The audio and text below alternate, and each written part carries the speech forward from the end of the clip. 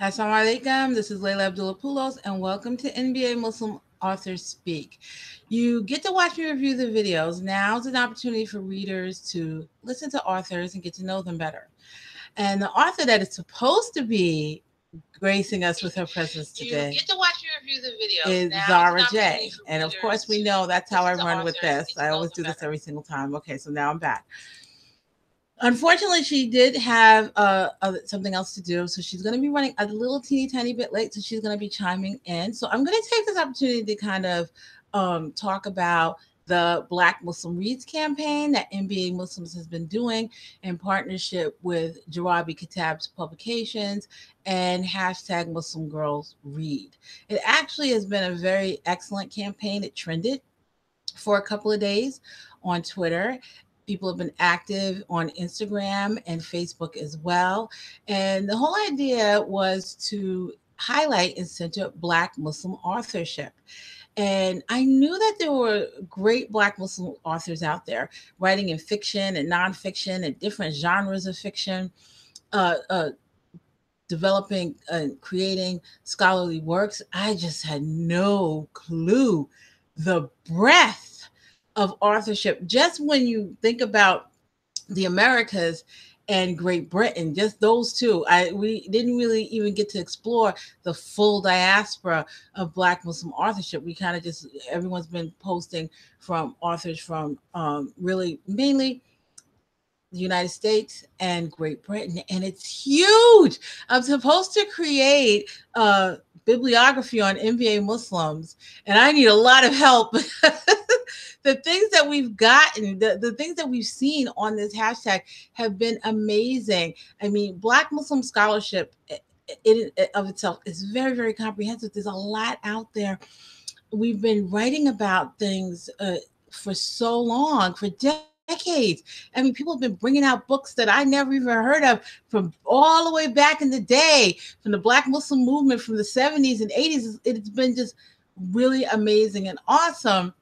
And there is a giveaway attached to it where five people who use the hashtag the most will receive a Five Keys box. It's a beautiful box with treats and a book from a Black Muslim author, one of the five Black Muslim authors that is participating in our Twitter chat on the 25th. So remember, do not miss that Twitter chat on the 25th because we get to share even more. It's been stupendous. There's been Black Muslims have felt very, very empowered by it. Non-Black Muslims have felt very, very enlightened by it, by seeing this. We all know that there's this huge problem with erasure when it comes to Black Muslim culture across the globe. And especially here in the United States, the whole idea that blackness is being alienated from Muslimness is, first of all, it's ludicrous because the Black Muslim movement, Black Muslims are responsible for stabilizing the United States, it's stabilizing Islam in the United States. So it's a very, very significant part of Islamic history is the Black Muslim movement and the work of Black Muslims in this country. Same thing in Great Britain. So it's like it's ludicrous that it would be dismissed this way, but it is. And I was actually motivated because at one time there's always this tendency for non-Black Muslims especially to kind of represent their specific experiences as Muslim experiences, the Muslim experience. South Asians and Desis are especially guilty of it. Sorry to kind of like blast you out there, but you know it's true. And so I was motivated to really kind of center Black Muslims because our cultures and our experiences are unique and specific. And in the American tapestry of multicultural, in American multicultural tapestry, there definitely is some distinctions when it comes to Muslims across the countries and from different backgrounds. And so I really kind of wanted to highlight that and be like, look at all the great stuff that we've done. I haven't even gotten into the historic works of Black Muslims in Africa. I'm just like I don't have the capacity to do that right now. Maybe I'll get some scholarship together, some scholars to kind of like get together and decide that they want to do that because I know that as an African American Muslim, that's something that I feel especially robbed of. I was alhamdulillah, when I converted, I was able to learn a lot about Islam, but the scholarship was very, very specific. The scholarship was very much Arab scholarship. First of all, before even that, it was really kind of like the scholarship from Pakistan, where I converted. That was very, very prominent. And then when I married, the scholarship was Arab, and I was totally blinded to any type of scholarship in North Africa or in Africa, period. And that's just the experience that I had. And it wasn't until later when I met Muslims like Margaret Aziza and Donna Austin and Ahmed Mubarak that it was like, oh wow, wait, there is like this huge scholarship. And so I'm motivated to kind of like bring all of that out, because one of the purposes of NBA Muslims is to show the uniqueness of native born Muslim experiences, not just African American, but also European American, Latino American, and Native American. That's where it's limited to, even though my work is not totally exclusive to that. I've reviewed non-Black Muslim works, non-Native born American Muslim works. I try to be involved in different endeavors with non-Native born American Muslims. And time and again, sometimes it's very, very rewarding. Sometimes it's very, very problematic. So that's where this Black Muslim Reads comes from, and the giveaway that comes from it as well.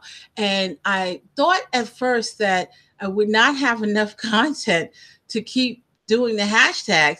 First of all, people took it away, alhamdulillah. Muslims have been like using this hashtag consistently every single day during all of Black History Month. Like I said, it trended a couple of days, but trends are very, very hard to keep. But it's every single day. Muslims are using it. They're retweeting tweets from all the way back in the beginning still. And there's still content. I broke it up. So, we dealt with just like this, just everyone sharing what they had. And some people, when they took a moment to kind of say, you know what? Let me see what kind of what Black Muslim books I have on my shelf. They were amazed at what they had, because they didn't really think about it along those lines. But when it was encouraged for them to do so, they were like, wow, look at all of these books I had. One person, Hazel Gomez, she had to have over 60 books and she wasn't finished. And so that was really, really amazing. I centered poets, poetry and spoken word is a part of African American culture and Black culture, a very rich part of it. And so I took the opportunity to do that. Bloggers, we're out there and we're writing all of this great content across different areas. So, you have really, really stupendous blogs like Sapelo Square. You have individual bloggers that are doing work. You have NBA Muslims. So, we've been doing some really incredible stuff. And I reached across the Atlantic, which was one of the best things that I did, because at first I was a little like hesitant, only because they have Black History Month in Great Britain. I wanted to focus on Great Britain because I wanted to kind of look at the Muslims of the diaspora in terms of from the Americas. So Muslims with a history of enslavement of their ancestors. So Caribbean Muslims like that. So Great Britain was one of a great place to start, and there is authorship out there, and I'd already connected with a couple authors out there, and I'm so glad that I did kind of like reach out and say, okay, well, this is Black History Month here, and we'll do something else in October too for your Black History Month, inshallah. But let's concentrate on here, because not only did I find a lot of great authors and bloggers and poets. I mean, one poet, Naima Robert, had me crying. I've been crying all Black History Month, all the great works that I've been reading. And, I also learned about something that I found very, very disturbing, which was the stunting, I think, of creativity, more so than here in the United States among Black and African American and Black Muslims.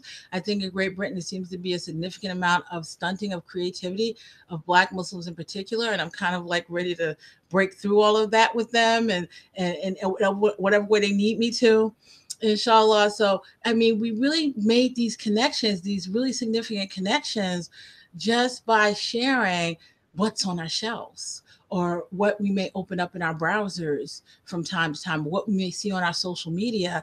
And there are like these really, really great connections. And it's wonderful because it is so empowering. It's not only inspiring, it is empowering. Much time we spend so much time as Black Muslims kind of pushing back against people trying to ignore our existence that when we took a space, okay, and this is not the only space, there are other spaces like being Black and Muslim, Black Muslim Atlantic. Don't miss Black Muslim Legacy on Tuesday from Sapelo Square. They're doing amazing work. So Tuesday at 3 p.m. When we take these spaces and we reserve them just to celebrate who we are because no one else really wants to, even though they say, we're your Muslim brothers and sisters and we love you, they don't want to celebrate who we are. And that's just the reality. And it's okay because we can do it ourselves, you know. And so when we take that space and we do it and we look back and we learn to appreciate, it's very, very empowering. It's very, very empowering and inspiring for me to see that I'm a part of this heritage of conveying knowledge and different modes of expression, despite the broader society's desire to tamp it down and to get rid of it or to use it for its own purposes. So that's been amazing. It's just been simply amazing to sit back and see that. There have been a few texts from African American Muslims that I've seen over and over and over again, which I found incredible in fiction and in nonfiction. And in nonfiction, you see things like Muslim Cool, the Black American Muslim, the autobiography of Malcolm X, which I kind of knew I was going to see that because his book is so inspiring to people across the globe. And ever since I became Muslim, I know that there are a lot of people that really cite that book as a major influence of them becoming Muslim, not just Black Muslims, but Muslims from different backgrounds. My husband is one of them. He's not Black, and he read the autobiography of Malcolm X, and it inspired him to learn more about Islam. So it's maybe a sadaqah to jariyah for him, for Malcolm X. May Allah bless him and give him tawfiq. But other Muslim scholarship, like scholarship from other Muslims that have kind of been like staples in learning Islam with multicultural perspectives, which is very, very important. Not enough Muslims do it in the United States. I don't, there are various reasons for it. Some of it is that, especially from the immigrant experience, it's really a matter of coming here and living and surviving and attaining the goals that you want to attain here. Sometimes when you come from this kind of like social cultural bubble, and you go somewhere else, you get blind. You still have blinders where you kind of think that everybody from, especially Muslims, every Muslim kind of looks like you, or maybe like someone from another Muslim society. You can't imagine that there are Muslims that are even from other backgrounds besides that, and so we tend to have those blinders on. I think that also this is really anti-blackness. This is a version of blacks that permeates certain cultures. It doesn't permeate Islam. Islam doesn't teach it, but it's a reality of certain Muslim cultures, anti-blackness. And so when it comes from a black faith, when the person that's speaking has black skin, there's a tendency to kind of ignore what it is that they have to say. And that's a big issue that we have. And a lot of Muslims in this society really need to overcome that because we have a huge amount of work to do. And if we can't do it together, then it's going to be very, very hard to get certain things accomplished that we need to be accomplished as Muslims. So that was really, really cool. Another thing that was really, really cool is that the Latino Muslims that participated in the hashtag and kind of like showed their books, they had Black Muslim work. So it just really kind of, in a way, solidified for me this connection between African Americans and Latinos. I know there's like there are certain there's certain like there are problems, there are issues that between the cultures, but I think that overall, when it comes to the American Muslim experience, there is this point of coalescence between African American Muslims and Latino Muslims, because so many of them received came into Islam, or were exposed to Islam through their relationships with African Americans and Blacks. So it was kind of cool to see all the Latinos with their Black Muslim books. Okay. And I'm waiting with bated breath, because I know there are brilliant Latinos out there and Latinas. I'm waiting for their works. Like, I'm like chomping at the bit. Like, as soon as one of them was like, "Oh, I wrote this," I mean, there's fiction, but I want some scholarly works from my Latino brothers and sisters. And if you know of any, then hit me up on Twitter or Facebook and let a sister know, because I've been looking and wanting it for so long. Another in fiction, there are some staples, because one of the unique things that happened in in my research that I discovered is that African American Muslims have been trailblazers in a lot of different ways. We stabilized Islam as an American religion. We were on the forefront in social justice. Okay. One of the interesting things that occurred at the beginning of the 21st century was that authorship. Muslims have been writing all across backgrounds in the United States. Muslims have been writing, including Black and African American Muslims. Okay. And they've been writing about their experiences. But in fiction, there seems to have been this unique situation that occurred, where Muslims that are writing fiction aren't necessarily writing fiction and centering Islam or putting Islam at the underpinnings of the plot. That I found that was an issue that I found. And then I saw amongst NBA Muslims, they started to kind of do that. And African American Muslims more so. I'm talking about not just writing fiction, not even writing about being Muslim, but writing in a way that Islam is a foundation and underpinnings and the motivations of your characters and the progress of the plot. Okay, so it's like Islam is front and center, and African American Muslims very much started to do that. And one of the first to do it was Zakia, okay, with If I Should Speak. She kind of like took it and was like, listen, it was multi-religious, so it was interfaith. So it was a Muslim, Christian, and a Jew, I believe, right? No, Muslim, Christian, and atheist, but she centered the Muslims' characters Islam, and she continued to do so in other works, and so did other Muslims. So you even had crossover Muslims who crossed over, including our guests, who I'm waiting with bated breath to come on. Zara J, she had a really good following in urban fiction.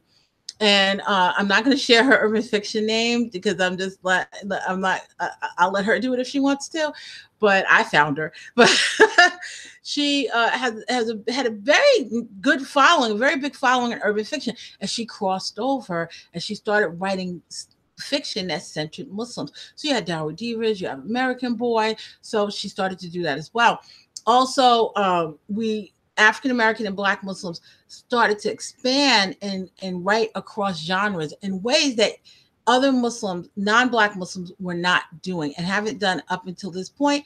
So again, there's no absolutes in cultural studies. So if you know of a significant amount of work by non-Black Muslims that center Islam and they're doing it across genres, then please let me know, because I would love to know about it.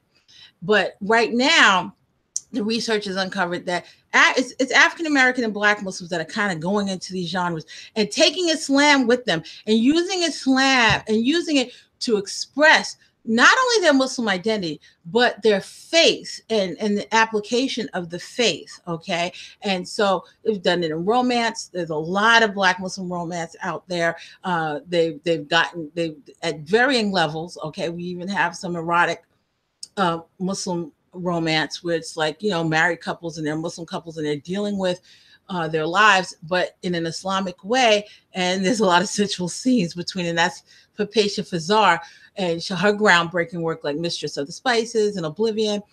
So it's not just, we have sci-fi. So we have like F.A. Ibrahim, who did the Azurian trilogy, and Aser. So it's across these genres, okay, that Black Muslims are writing.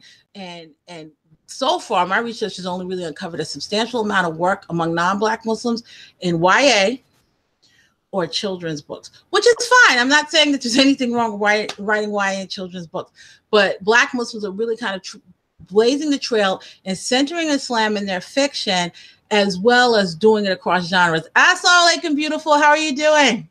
Can you hear me? Wa alaikum salam. Hey, Layla. Oh, you look gorgeous. Thank you for the compliment. You got thank me you. Thank you. People. I had to come. If I would have sat for that, I was like, let me move out of the window so it can actually be some light on my face and you can actually see me. But, and I'm sorry if I'm like a little raspy. I've been sick all week. So if I'm like a little raspy or if I have a cough spell, I might have to like just pause the camera so I'm not coughing all on your video. So okay, well, you got your tea, right? Did you get your tea? I have a huge cup of tea. So, a huge cup of pepper. Got your tea. Right, well, I got my thermos of coffee. That's what I have. Okay, because you know, like tea. I like tea. I like tea, and it has its moments. I like coffee too, but I was like, you know, I need to my throat. I know how, like, if I'm going to be doing a lot of talking, like, let me get some tea. That's what I'm going to do a lot of talking. No, I need coffee for that. I got to get rid of this cold season. So, okay, what's been going on? So, what are you guys talking about? Well, I was talking about the Black Muslim reads and the great stuff that's been going on with that. Okay. But I want to shoot out the box with you and your work in urban fiction, because I mentioned to the audience that you started off writing in urban fiction without Muslim characters and the Muslim plot being the center.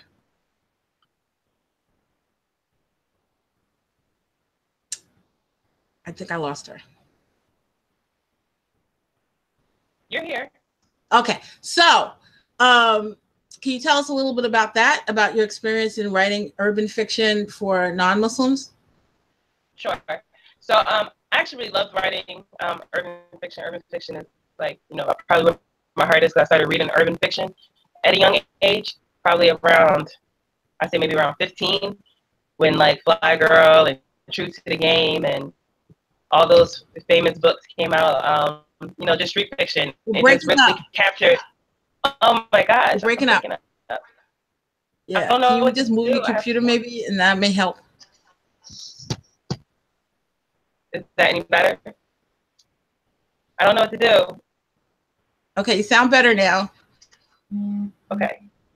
I hope that works. I don't know.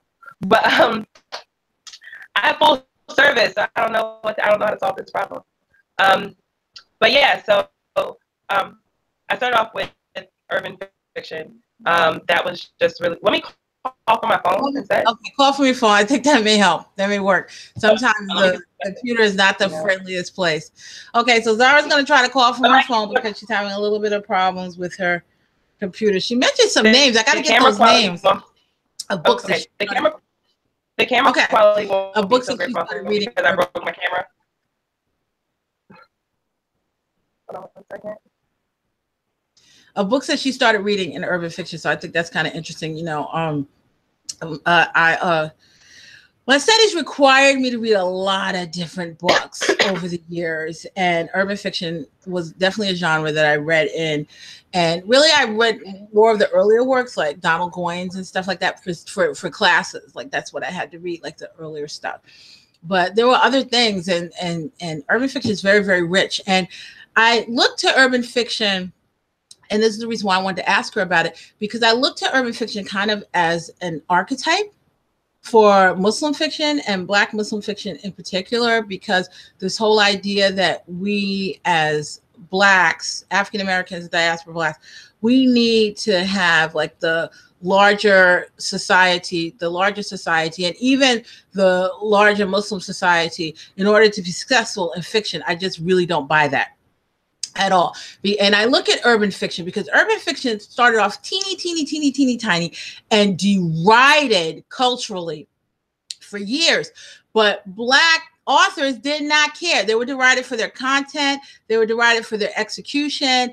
And Black authors did not care. They continued to write, and their readers continued to support them in the works that they did. And it became extremely lucrative to the point where then you started to have like the big five interested in urban fiction. But at first, it was very much like authors were selling books out of the trunks of their cars. They wanted to express this voice, and so they decided they were going to do so despite the larger society's derision of them. And as a matter of fact, now urban fiction, there's certain elements of urban fiction that you have to kind of write in. It's created its own parameters that would be in other genres would not be done. So just like romance, there's certain things that you do that you may not do in other genres. In urban fiction, it definitely is a genre that has kind of stabilized itself. And there's certain things you do, like in urban fiction, you don't really write urban fiction unless you're, for example, naming brands. Like the people have got to be wearing some stuff. There's a lot of leeway when it comes to telling in urban fiction. And I know in other genres that may not be the case, but in urban fiction, there's a lot of leeway when it comes to telling. And there's this rich language that is in urban fiction. And I think that's one of the reasons why it was derided so much, is because the vernacular that's used in it is very much Ave, African-American vernacular English. And so a lot of readers outside of that experience had problems with connecting with it. And so, but urban fiction authors did not care. And they wrote in their vernacular, and they wrote in their styles, and they became very, very successful among their readership. And they got support from the readership that shared their culture with them, and then it expanded. And I really think that, inshallah, Muslims in fiction can do that. I think that, first of all, Muslims in fiction need to have the ability and the security to explore fiction very, very wide. We're still kind of like having these discussions about fiction, what it is, what's its purpose in Muslim culture and Muslim experiences, and also content, that becomes very, very problematic. NBA Muslims did a couple of Twitter chats on that, and I got some really, really interesting results because of it. So I think that urban fiction really kind of can present, for Black Muslim authors in particular, an example of succeeding in their authorship and creating this dynamic and rich subgenre that can be very, very successful. First of all, we can't be scared. All right. And we can't be looking for acceptance from anybody else. And so I know that there's this tendency, and I'm just going to be kind of honest about it. That's why a lot of people don't like to work with me. But I'm just going to be honest about it, because I've been watching this for years now. I've been watching the conversations between Black Muslim authors and non-Black Muslim authors. I've been watching the uneven support between Black Muslim authors and non-Black Muslim authors, where non-Black Muslim authors are not support. Very, very few Black Muslim authors get a large amount of support from non-Black Muslim co-authors, the authors in general, like in that experience, or from non-Black Muslim readers. I can count them on my hand right here and still have some fingers left. I'm not going to name names though. But there's this uneven support, and this derision of Black Muslim authorship.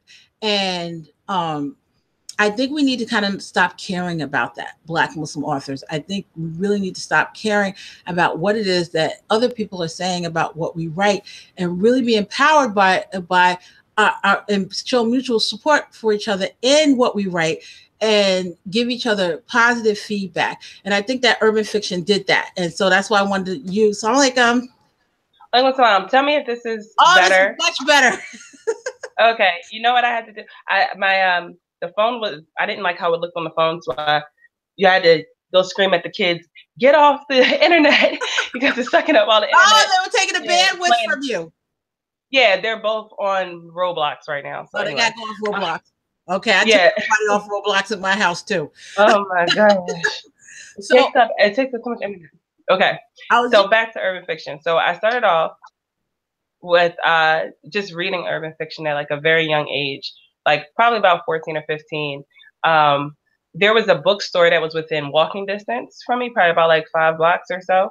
So that just used to be like a weekend thing. Like when my friends and I, we would get together and go to the local Black bookstore and buy urban fiction books. And this was when like I said, True to the Game, Coldest Winter Ever, Fly Girl, all these books were out at that time. And being from Philadelphia, like Philadelphia was a big market for urban fiction. Like Philadelphia, New York, were like big urban fiction markets.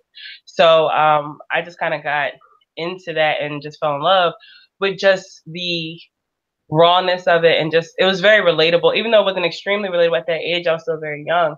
But just being able to identify with those Black characters, unlike the books that we were reading in school. So, so I really loved it and gravitated towards that. So I started off naturally just writing urban fiction, African American fiction. Just naturally, that was the genre that I leaned towards, and I was able to quickly, able to get placement in bookstores. I was featured in a Source magazine for it, for my book Uptown's Princess, and just kept writing. But then I converted to Islam, and when I converted to Islam, it was a conflict in my heart with continuing to write the same type of books while still, being new to Islam. And then there was also the conflict of, while I was writing, the backlash of selling urban fiction, while in hijab. And that was something that was very hard for me to adjust to, the criticism, the critiques, not just from Muslims, but from non-Muslims too. And being able to take that in as a new Muslim, it was just a lot for me to have to go through that emotional difference, of being uncovered to being covered, and seeing how people receive you, as an author, or even if they love the book, but now they're like, oh, well, I love you're the one who wrote this book. Oh, there's a whole nother layer to it. I mean, I've even would get into like religious debates and conflicts because people will come up to me and try to, talk about Islam or say whatever they had to say. And now the topic of the book or selling the book was deflected upon me having to talk about religion. And so I just found it to be a big conflict. So that's when it led me to start writing Muslim fiction. Okay. And what are some of the shifts that you had to make when you went from writing urban fiction to writing Muslim fiction? Wow. A lot of shifts. As far as writing goes, writing was the least of my concern as far as the shifts go, because for me, it was just, I kept my style pretty true to how it was, except I just didn't make it as, graphic? I'll say graphic. That's a good word. I was going to say vulgar, but I didn't want to go that far off the deep end, but graphic is good. I didn't make it as graphic, but that was the easy adjustment. That was just cutting back and just being more mindful. The biggest adjustment for me overall was the amount of support, the networks and systems in place to help authors succeed and to see books succeed, and just to see, be able to sell and market. The business side of it was the biggest shift for me. The business was the number one shift for me, and then I would say number two was reception, I guess, how the books were being received. There was still a lot of conflict between, haram and halal, people just saying, simply fiction is haram, or, so it was just so mind blowing to me, the two different worlds.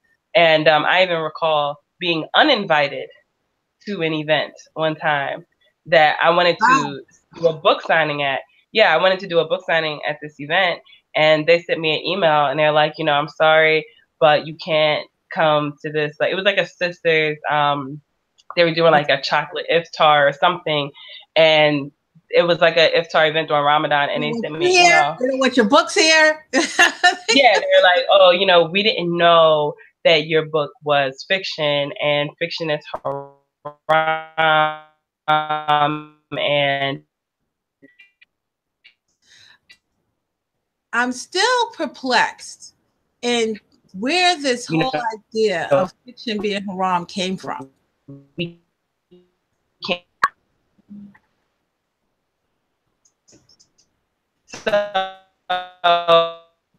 She's breaking up again. I am perplexed. Okay.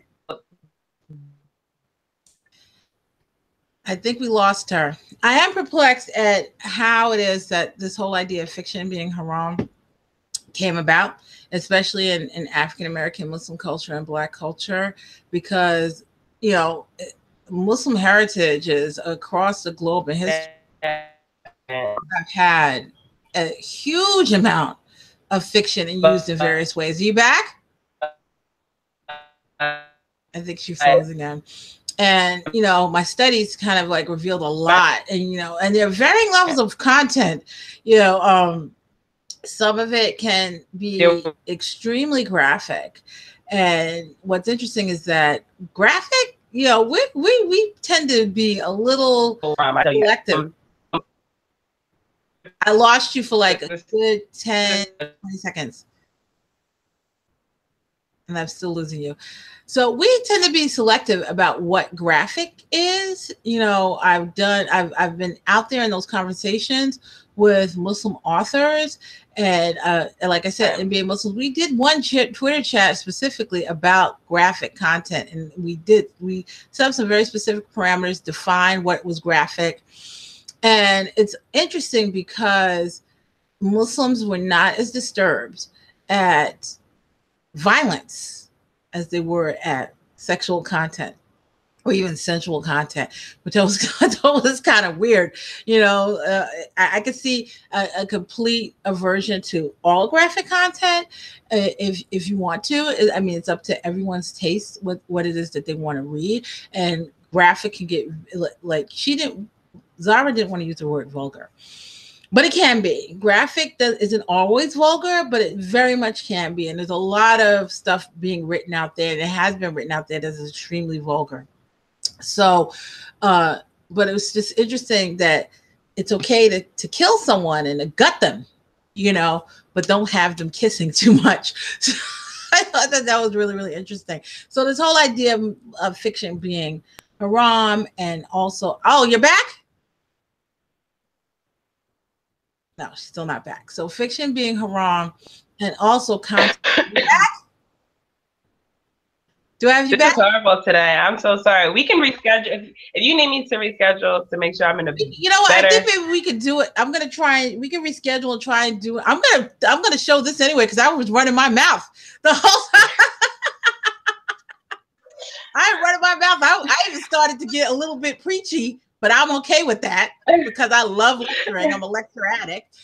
But we can reschedule because I think this is really fascinating because this is something that is consistently a problem. This whole idea of fiction being haram. Okay, even though are you talking about stories? Because it's interesting the that Quran uses stories all throughout in order to stories of parables and histories. And not only that, did you ever read something like the Heavenly Ornaments or Ihya Ulumuddin or something like that? Those are packed, or what is the one at Tablighi Jamaat, the book that they carry around all over they're all over the place. I can't remember the name of the book. Those are packed with false stories. Those are just stories. So you can sit there in a halakha and listen to that made up stuff, but you can't read American Boy, you know, or you can't read his other.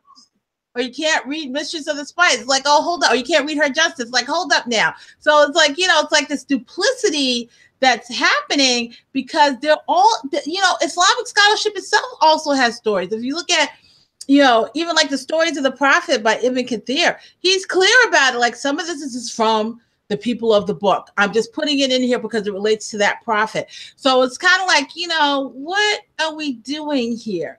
Is it that you're not sure whether or not this is something that you should be reading? Just say you're not sure. Don't say that it's haram because you just don't know. You just don't know. And also, why aren't you open to explore it? I'm wondering, where did that come from? Where did this whole idea that fiction is haram, the fiction is haram? Yeah, where did that come from? Who started? Well, I know what was told to me by the sister who uninvited me. She told me that there was a fatwa issued against reading Harry Potter novels, and that don't let your children read Harry Potter because of the witchcraft, and teaching is promoting witchcraft. And so in her mind, the correlation was because witchcraft was in Harry Potter and Harry Potter is fiction, that fiction is haram. So it was just like some. That's a broad stroke with a huge brush. Yeah. A very huge brush. But this is often how things happen. And then it becomes a whisper down the lane thing, and people don't actually take the time to research or think for themselves. And then it becomes like this blanket movement, you know? So that's the one way that it was told to me. But it's probably been so many other, you know, reasons that people have come up with to make up these. I've been told, you know, fiction is haram because it's telling lies. I'm like, how is it telling lies if you're telling people watching TV? that it's a story? Are they watching TV or watching a movie? Okay. Apparently not, because that's I have no clue. It just it blows my mind. Fine. That's not your thing, but I don't like that whole it can be one thing when it's not your thing, but I don't like the whole categorization of fiction being haram, where there's so much out there in our in our current culture and our history and our Islamic history that just kind of shows the use of fiction over and over and over again for various reasons. There's sensual fiction, there's fiction that kind of like is used as social commentary. Muslims have done that, and you know that our ability to do that now, I think, is really, really important, especially when you have controlling of narrative of who we are. And so it's like, you know, they're writing about us and what we are and who we are from this particular gaze. And so we need to kind of like control our narratives. And I think that authorship is a very, very significant part of that, because honestly, your average non-Muslim is not going to pick up Arahikul Maktoum. Your average non-Muslim, you know, that's not what those books are there for. They're there for us. So it's like, you know, we can drive our narrative. We can address things in our social commentary through fiction, and we can tell who we are to people who are so ready to make us seem like something that we definitely are not. And so I'm just kind of like for me, with the crossover, one of the disappointing things was the fact that the community is so behind. You know, every single time I drive past a CLC store, Christian Learning Center store, or anything like that, it always baffles me and blows my mind how things like that just don't exist. You know, how we just don't have these systems in place. We don't have these resources. And the media is one of the most important resources that any community can have. And the fact that we are so behind in the media when it comes to having our own media, whether that's entertainment, you know, music, art, you know, books, writing, video, having a network, you know, having just any type of media platforms. Like, we're just so far behind in that. And this is why I am very indifferent, I guess you could say, towards a lot of the criticisms that Black Muslims particularly give to non-Black Muslims about you know, representation, or the fact when their videos go extremely viral and ours don't, when it comes to music or anything else. And because my thing is, we have failed ourselves. They did not fail us. We failed ourselves to come together, to support, to present there. We got so caught up in the haram and the halal that other people just took the wheel and realized this is what we're going to do. And so you can't be mad at others for representing themselves first. So, and not only that, we got caught up in this whole fallacy of brotherhood and sisterhood, where it's like we were encouraged to kind of like shed our Blackness. We're all brothers and sisters in Islam. Okay, but at the end of the day, that is not the case. Let's be honest about it. And so when it comes to cultural representation, they are primed and ready to represent themselves exclusively. They may bring each other in. So you'll have this whole Mesa, Middle Eastern, South Asian type of thing going on. And that's one of the reasons why, despite being a third of the population, so many Americans are ignorant of the fact that you can have Black skin and say La ilaha illallah. But it's because they promote that as well. The society may have framed it. The society may have framed it, but non-Black Muslims are definitely guilty of it. And we are every single time I see a non, I'm sorry, and this is one thing I always side eye. But when anytime I see a non-Black Muslim, a non-Black American Muslim claim themselves to be the first of something, I typically side eye, because 9 times out of 10 they're not. We've been did it. Yeah, like, we've been here, and it's like, you know, it bothers me. So I've seen so many like, oh, the first, and I'm like, it's like, on one hand, I'm like, you need to do your research and learn because there's people that's been doing it. But then the other side of me is like, where have we failed to promote and push ourselves out there? You know, like we have really failed in a lot of ways. So, you know, it's like, I don't know. I think that's one of the, and I mentioned this before to viewers, that I think that's one of the things that Black Muslim Reads kind of brought out. Like we're there, and we've been doing this stuff, and we've kind of been like absorbed into the whole idea and then pushed back. And now that we're like, listen, let's sit back and kind of see, what it is exactly is we're doing, and let's celebrate and promote that. It's like, wow, what, guess there's all of this stuff out there. Congrats on trending and for doing so. I've been backed off I tried to back off of social media some of the last 2 weeks just so I can focus on Black Muslim Single Society. You got to share your Black Muslim Reads at least once. I've done some retweeting. I'm not a big Twitter person. I'm not a big Twitter person. I don't get it. I don't get it. I'm Instagram and Facebook right now, but I have gone on there. I have seen some of the feedback and some of the responses. I have tried to retweet during it, so I promise that I will get on there some more. I'm just not. I'm like, Twitter is too much going on, it's almost like double dutch. It's like I don't know where to jump in. It's just a lot of conversation. It's just a lot. But an incredible thing that did happen, and I'm hoping, and I'm like, I think that we can kind of do this work, is that we kind of reached out, like Black Muslim Reads reached over to the UK. I was like, no, we're the British Muslims, let's go. And I discovered that there's a stunting of the creativity of Black Muslims over there as well. And Khalid Ismail said something really, really interesting. Remember when we did the Arts and Society? He said, it's not that, I have a problem with music. I have a problem with your music, Blackie. It's not so much that I have a problem with fiction. I have a problem with your fiction, Blackie. And all of a sudden there's this I don't want to use the E word, this really intense, type of application of Islam when it comes to Black creativity. It's almost like they're afraid of us. And so it's just like they've trained us to kind of take this really staunch, should they not be afraid? When you see situations like when you take something like the Black Panther movie and you see what happens when Black people come together to support something. You see how you have a Black producer, you have an all Black, dark skin, all Black cast. You have, this really powerful piece of artwork that is the biggest selling Marvel comic movie ever. It's amazing. Look how intimidating that is. Like, I mean, that can be very intimidating. That's now you have to place others up against that to compete. So it's also shedding a story of, that we don't support, that we don't have the resources, that we aren't as creative, that we can't do as well. Like that is just shedding so many stereotypes.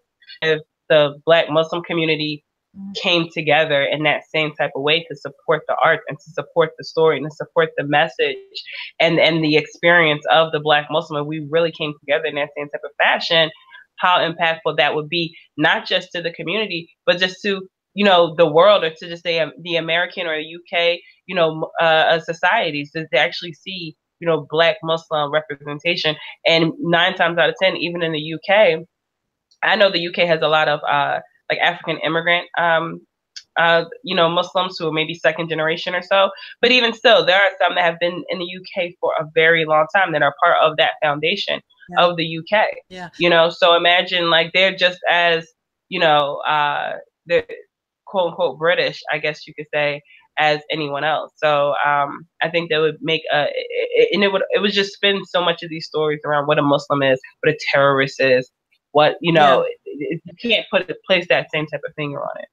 You can't, because we have a certain type of ownership, especially here in the United States. And I know that, of course, there are Blacks that don't like Muslims. There's never any absolutes in culture, but we have a specific type of ownership where it's like kind of hard. Even if you wanted to kind of like say that we're subversive, that's a very specific type of subversion based on Black heritage, African-American heritage, because we do have a history of fighting our oppression, and rebelling. And so, you know, it would be kind of hard to kind of like frame it in this whole like, you know, like Middle Eastern type of terrorist type of frame.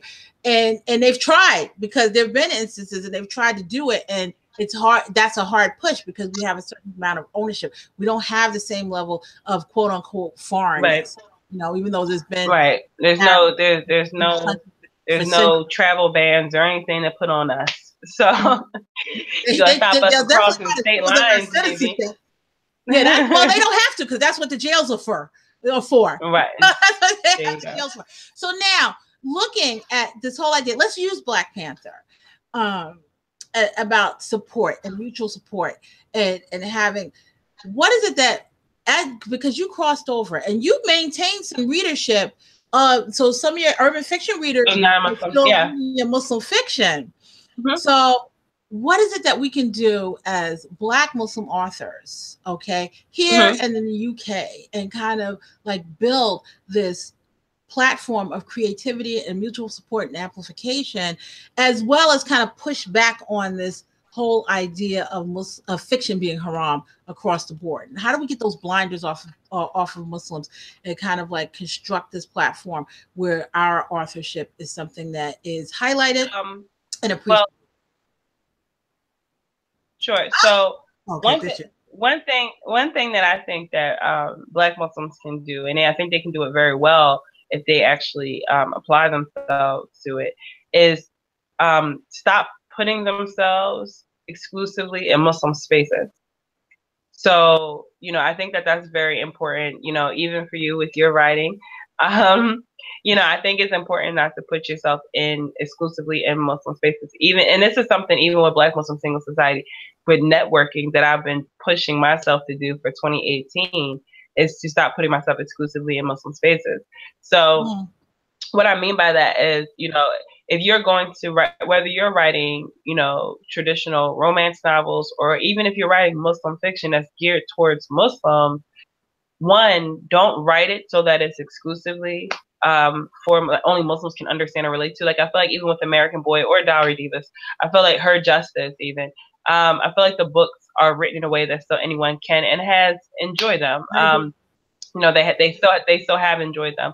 I think when it comes to promoting, make sure that you are putting yourselves, you know, if you find any book festivals, go to those book festivals, buy a table, set up and sell. You know, if you are, you know, if there's any type of cafes or anything, any space that you can use to push and to promote your book, don't limit yourself to only Muslim spaces, because you would be surprised how many people will still read it. Yes, you're Muslim, and they might be kind of confused by that, especially if they're not, you know, too used to Muslims. But what happens is if you talk to them, which communication is the biggest, you know, movement for change, is to actually just communicate.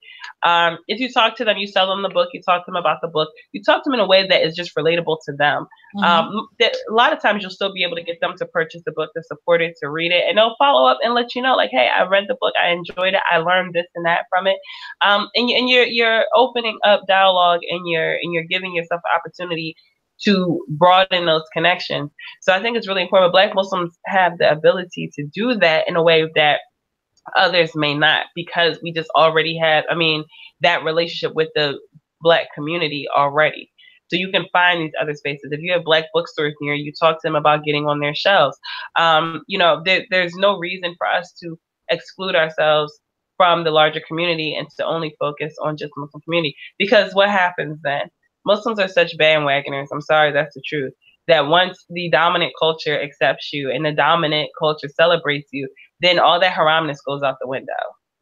So it's haram until BET picks you up. It's haram until you're in Elle magazine or Lifestyle magazine somewhere else. Then it's not. Then it's like, oh, we have representation. We went from haram to representation. So I say, well, I mean, that's the truth. No, I completely agree with you. I'm definitely not one. I really am kind of like on this side of staying on this side of the kind of like Muslim platforms and everything like that. Not exclusively in Muslim spaces. I completely agree. We should not be exclusively in Muslim spaces. And it's funny because I was just trying to plan out going to the Romantic Times conference, because, you know, my book is coming out soon. I'm like, no, because it's like, I want as many people as possible to read the book. Yeah. And so we may have not do that. We may not do that. And we're not at the point right now where we're going to have our own big, huge conferences. So we kind of need to navigate in those types of conferences. You're in sci-fi. There's a conference for sci-fi authors, conference for YA authors, and kind of go there. And non-Black Muslims are doing that.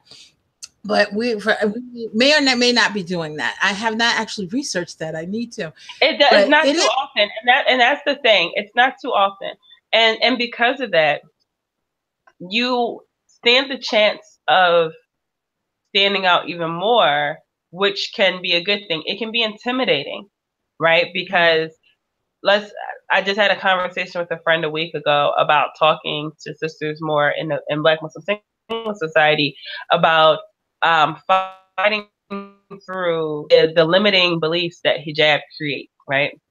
Now, and no one talks about this, so I don't feel like it's really talked about in a way that it needs to be talked about. The limiting beliefs that hijab creates, within ourselves, no matter how confident you are, no matter how assertive you are and ambitious you are, a limiting belief, and you really have to push past that. And we love our hijab, we love it, but we have to also remember sometimes that as much as this might not sound good, it's just a scarf, right? It's just a scarf. You underneath it is the same amazing, creative, talented, intelligent person. And don't hold yourself back because you're afraid of how other people are going to receive you. You might be the only Muslim in the room. You might not feel as comfortable, as confident because you have on hijab and no one else does, and you don't know how that's going to be interpreted. But you have to push past those limiting beliefs and be willing to use that as a way to propel you into new opportunities, because it can create so many limiting beliefs subconsciously that we're not even aware that we're battling inside of our head just because we're in hijab and the rest of the world around us may not be. No, I completely agree. I think that in the current climate, hijab has been politicized, but it has been for so long. Yeah. And also the whole idea of you kind of like putting it at the forefront as a cultural artifact when it's not, it's a faith one. And so, women who don it, and of course people do it for various reasons, but there are plenty of Muslim women who see it as an act of worship, an act of faith. So this is my act of faith. This is my relationship with the law, and I'm going out in the world, and that's all. That's what this is to me. Okay, like you said, underneath that, I'm still Layla. I'm still going to have perspective and experience and everything like that, and I still want to share certain things with everyone. And I may be the only person covered like this, and this is just like but leave this alone. This is my worship. That's not what I'm here to talk about. I'm here to talk about other things. And I'm wondering also, like, because you said something really, really interesting. You talked about the tendency for acceptance of Black Muslim authors, like the potential for acceptance of Black Muslim author by the broader society if they went out into these non-Muslim spaces. Do you think that our history in this country, not only as Blacks, but also as Muslims, because we're spanning decades now and we're quite a few generations in, do you think that plays a role? So like when they see an obvious Black Muslim, and the most obvious one is a covered Muslim woman, covered a certain way, because if you wear a head wrap, no one's really noticing a Black woman in a head wrap. It could be any Muslim, non-Muslim, whatever, but noticeably, is that acceptance because of our heritage stemming from the Black Muslim movement and going across all of these decades? Have we garnered some type of social currency? Yes. As Black Muslims, among Blacks and non-Blacks, because I find that a lot of times my experience is very, very different than people who are not, especially, and even Blacks that are not obviously Black. When you have the brown skin, you're obviously Black, and Black runs a whole spectrum of skin tones. But even Blacks who are not obviously Black and can kind of fit into that whole, like, you look Middle Eastern, or I hate term, but racially ambiguous type of thing. You know, their experience tends to be very, very different in different spheres than mine does. So do you that Black Muslims and Black Muslim women, especially since we were the first ones in this country that's like, yeah, this is what it is. You want to make something of it? Yeah. So do you think we built a social currency because of that? Well, I definitely think dependent. Well, first I would say yes. Overall, yes. Right. That's just the short answer is overall yes.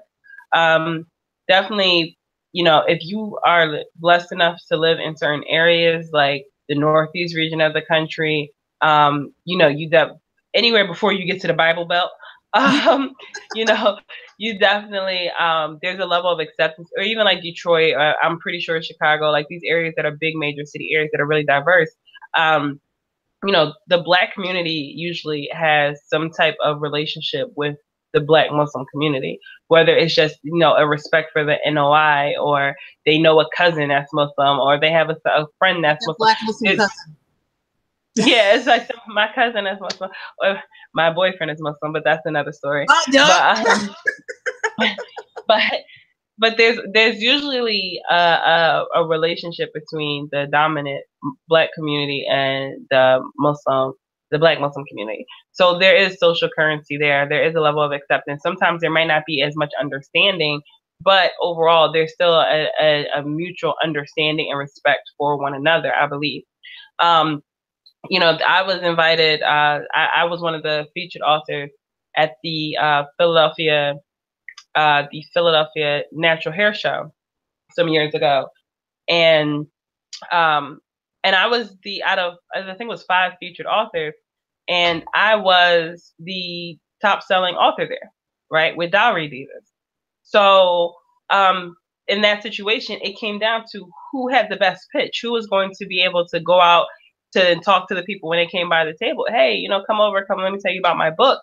And the fact that I didn't let my hijab create was a barrier, but not a barrier for as far as me being able to socialize or market or pitch, and I didn't let it stop me from being me. I was able to outsell the other authors, despite being the only Muslim author there and the one who had a Muslim fiction book. These people probably never read, and honestly, there was only maybe 1 or 2 Muslim women who bought my book. Everyone else wasn't Muslim.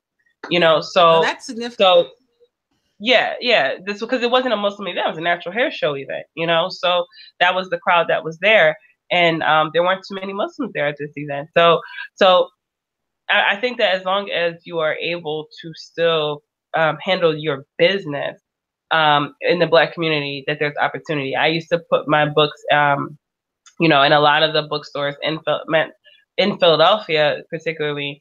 The Black bookstores in Philadelphia, and my book would be the only Muslim fiction book in there. But I would still make sure that it's sold. I would still go down there, build a relationship with the owners, go in the store, do book signings, you know, promote the book, make sure I had flyers in there and bookmarks, and handle the business just like I did my business for urban fiction.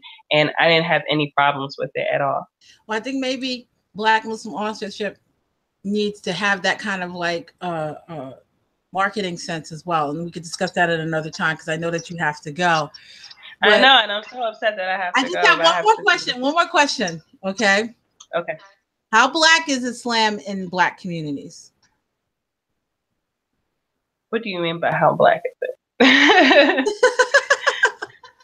Well, in Black communities, okay, Donna Austin said something very, very interesting. She said that up until the 1970s and into the 80s, when you said Muslim, you thought Black people. And then that shifted.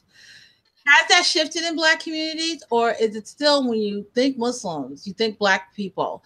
Or do they make that separation where it's just like Muslims, yeah, well, we got our people, our Muslims over here, and we got the other Muslims over there.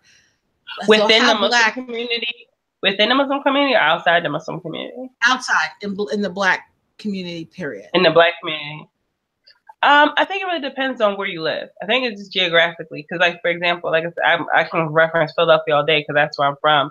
But I think if you live in, like, the Philadelphia, you know, New Jersey area or so, I think when you think Muslim, you're going to think Black. Sorry.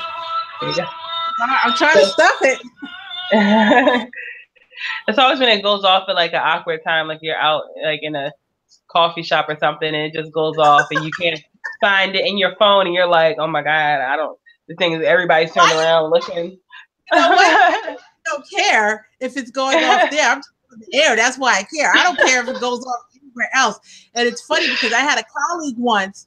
I went to go get it, to lift it and to turn it off. And he was like, can you turn that thing off? And I put it back down. I was like, it'll shut off when it shuts off. It'll be done soon. But go ahead. But I think depending on where you live is what comes to mind first. I think in areas where they're very familiar with Black Muslims, or there's a dominant Black Muslim culture and community, you know, particularly African American Muslims are what automatically comes to mind. You know, like I said, like for me, being from Philadelphia, and you know, this is me being like honest and transparent. I really only thought about Black Muslims when I thought about Muslims. I didn't really think too much about non-Black Muslims, even and even in the context of like African Muslims. I didn't think about them either. I thought African American, because that's what my dominant exposure was African American Muslims. So, but that's because being from that area of the country, that presence is so dominant there that I don't even know where the non-Black Muslims hide out in Philadelphia. Like I don't, they're there, but I don't. They're there, but I mean, I don't like to tell my origin story, so I'm not going to tell too much. But I'm from New York, so I was born and raised in New York, and my family, my father's family, are transplants from Louisiana to Brooklyn in particular. Okay. So for me, until I became Muslim, honestly and truly, I did not meet a Muslim that wasn't Black that I knew of. Me too. So it was very much Muslim meant Black, whether it was Nation of Islam, Sunni, it was just, that's what you saw. That's who you saw walking around and everything like that.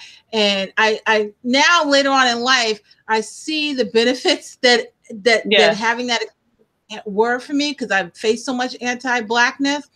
And so having that as my example of Islam. Mm-hmm. Because if I had non-Black Muslims, they'd have been like, Blackie, what are you interested in Islam for? Let's just be honest.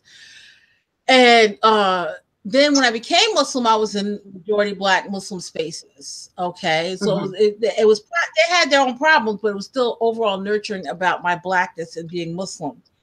So there were a lot of benefits in it. And I see my kids struggle with that by being in like a majority of non-Black community.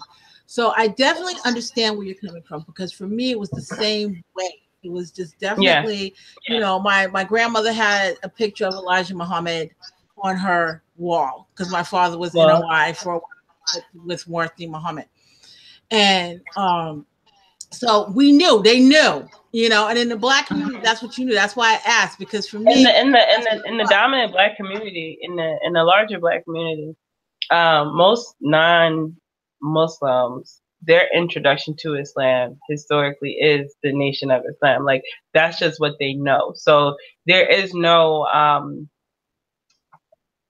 I would say there's no real discourse usually with the Muslim community, because usually there's some type of love or adoration, whether it's for Malcolm, for Ali, for Elijah, for Farrakhan. There's some type of experience that Black Muslims traditionally will have with, you know, the Nation of Islam, that'll give them some type of relationship with the Muslims, period.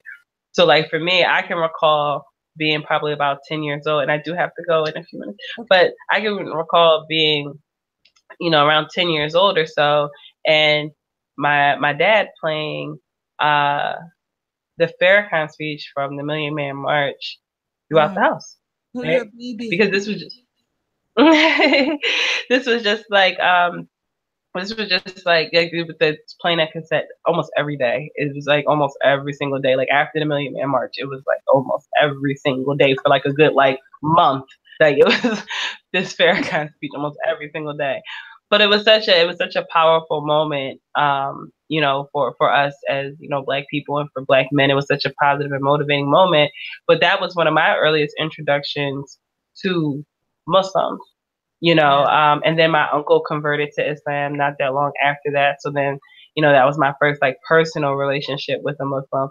And I think that that's just common in the Black Muslim community, that there's some type of relationship, you know, with Muslims. Even for some, I remember when the book True to the Game came out, that book had the main character, he was Muslim.